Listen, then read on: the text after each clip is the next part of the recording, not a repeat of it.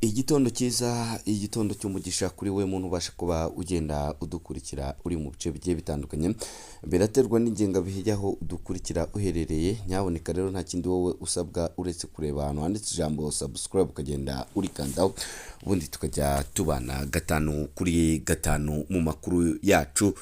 Nyuma y'uko tuje kuba tugenda tugaruka ku makuru, umutwe wa M23 ukaba wamaze kuba utangira kugenda uva mu bice byose byaha mu mujyi wa Uvira.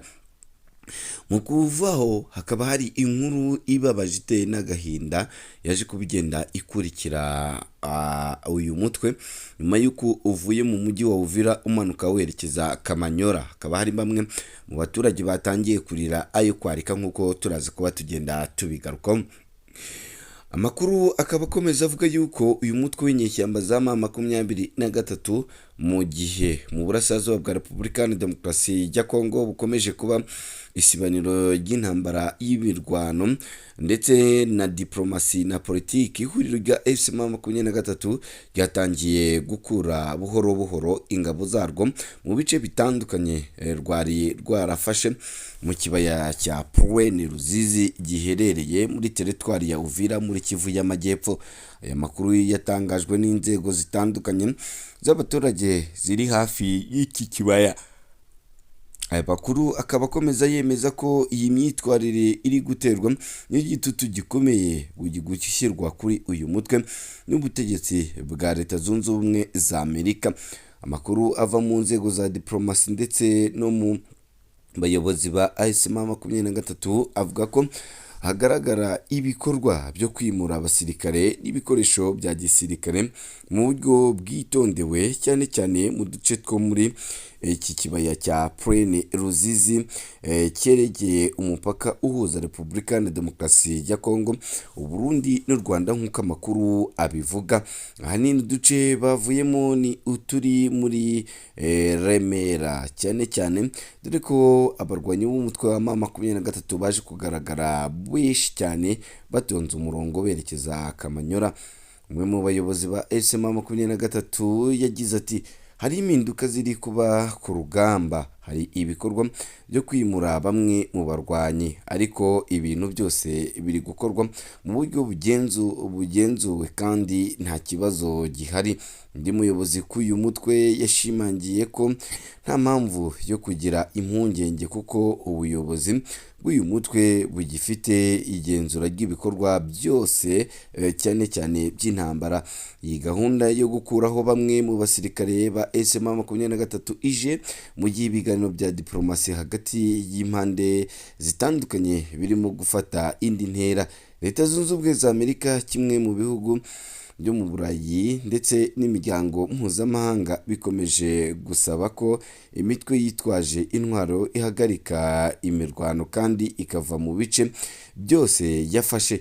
Ababikurikirana hafi bavuga ko Washington iri gushyira igitutu gikomeye ku mpande zose zirebwa n'iyi ntambara, harimo n'abashinjwa gushyigikira M23 kugira ngo habeho kugabanya ubushyamirane no gutanga amahirwe ku nzira y'ibiganiro bya politike.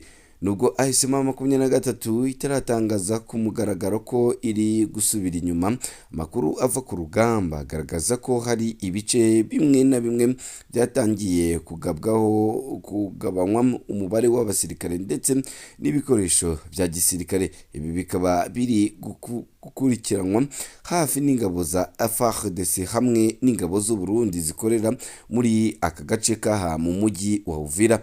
Abaturage bo mu kibaya cya Ruzizi bavuga ko muri iyi minsi hari kugenda hagaragara ituze ugereranyije n'amezi ashize, nubwo hakiri ubwoba ko imirwano ishobora kongera kubura umwanya uwo ari wo wose. Bamwe bavuga ko ibi bishobora kuba ari ibikorwa bya gisirikare bisanzwe byo gusimburanwa abasirikare, mu gihe hakiri gutegerejwe itangazo ryashyira cyangwa se rya M23 ryemeza ko bavuye muri ibi bice.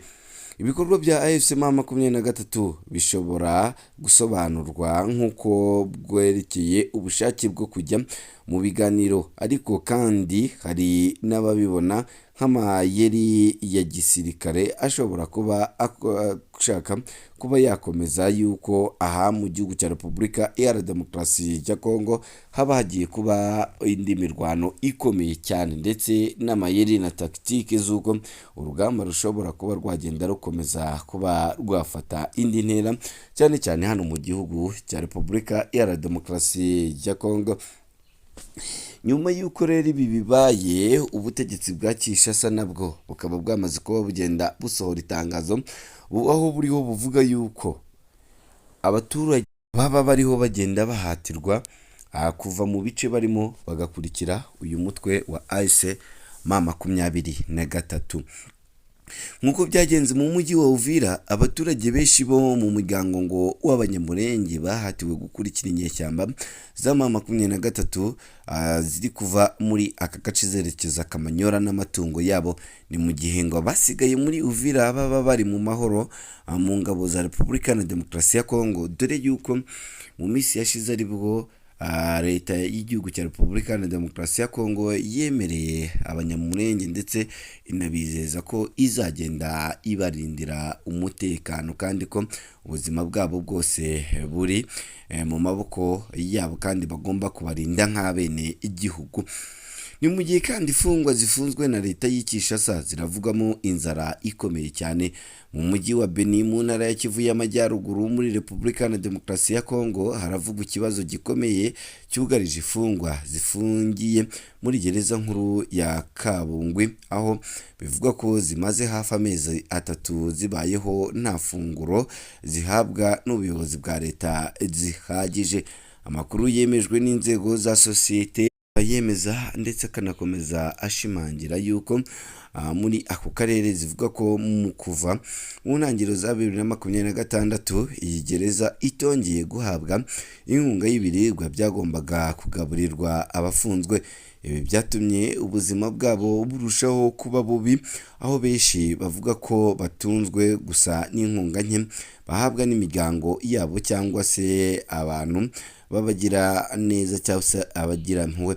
Richard Karimba, Vice Perezida wa Societe Civile muri Beni, yavuze ko iki kibazo cyafashwe indi ntera kuko iyi miryango y'abafunzwe isigaye itinya cyangwa inanirwa kujya kubagemurira ibyo kurya kubera ibibazo by'umutekano muke, ubukene ndetse n'ikiguzi cy'ubuzima gikomeje kuzamuka muri ako gace.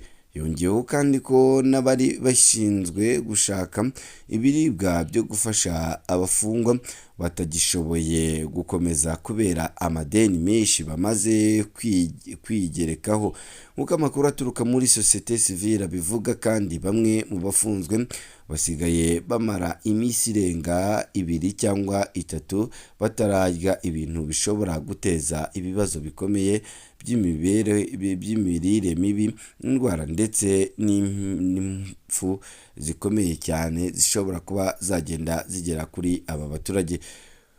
Gereza nkuru ya Kabgayi ni imwe mu magereza azwi cyane muri Kivu y'Amajyaruguru, ariko imyaka myinshi ishize yagiye ivugwamo ikibazo cy'ubuceceke bukabije cyane, ukubora ibiribwa ndetse no kuba hari bamwe mu baturage bakomeza kuba bagenda barwariramo indwara zaba ziterwa n'umwanda, nk'uko bikomeza kuba bigenda bijya hanze. Magingo aya ngaya ibibazo bikaba bikomeza kuba bigenda byiyongera ahangaha, nubwo ubutegetsi bwa Kinshasa buba bugenda buhindura cyane cyane bwerekana ko nta kibazo gihari. Mu yandi makuru kandi